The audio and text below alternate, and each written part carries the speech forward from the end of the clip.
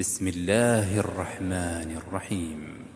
تبارك الذي بيده الملك وهو على كل شيء قدير، الذي خلق الموت والحياة ليبلوكم أيكم أحسن عملا وهو العزيز الغفور.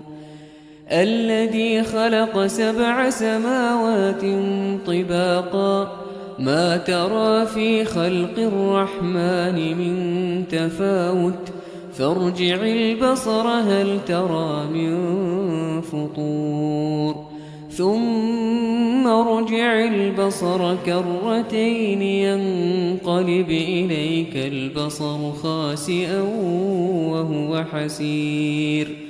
ولقد زينا السماء الدنيا بمصابيح وجعلناها رجوما للشياطين وأعتدنا لهم عذاب السعير.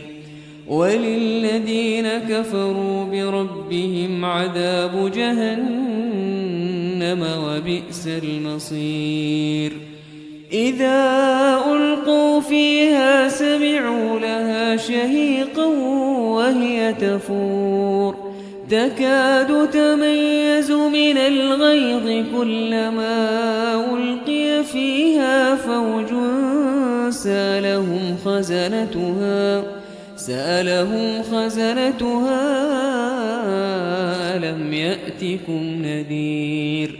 قالوا بلى قد جاءنا نذير فكذبنا وقلنا ما نزل الله من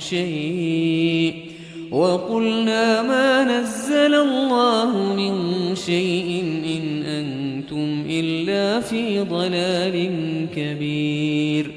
وقالوا لو كنا نسمع أو نعقل ما كنا في أصحاب السعير، فاعترفوا بذنبهم فسحقا لأصحاب السعير. إن الذين يخشون ربهم بالغيب لهم مغفرة وأجر كبير. وأسروا قولكم أو اجهروا به إنه عليم بذات الصدور. ألا يعلم من خلق وهو اللطيف الخبير. هو الذي جعل لكم الأرض ذلولا فامشوا في مناكبها وكلوا من رزقه وإليه النشور. أأمنتم من في السماء أن يخسف بكم الأرض فإذا هي تمور، أم أمنتم من في السماء أن يرسل عليكم حاصبا فستعلمون كيف نذير. ولقد كذب الذين من قبلهم فكيف كان نكير. أولم يروا إلى الطير فوقهم صافات ويقبضن ما يمسكهن إلا الرحمن إنه بكل شيء بصير. أمن هذا الذي هو جند لكم ينصركم من دون الرحمن إن الكافرون إلا في غرور.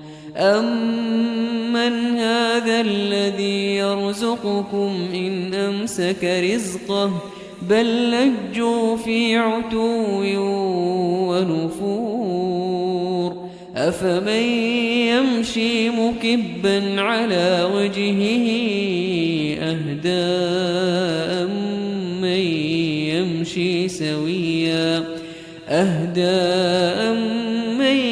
يمشي سويا على صراط مستقيم قل هو الذي أنشاكم وجعل لكم السمع والأبصار والأفئدة قليلا ما تشكرون قل هو الذي ذراكم في الأرض وإليه تحشرون ويقولون متى هذا الوعد إن كنتم صادقين قل إنما العلم عند الله وإنما أنا نذير مبين فلما رأوه زلفة سيئت وجوه الذين كفروا وقيل هذا الذي كنتم به تدعون قل أرأيتم إن أهلكني الله ومن معي أو رحمنا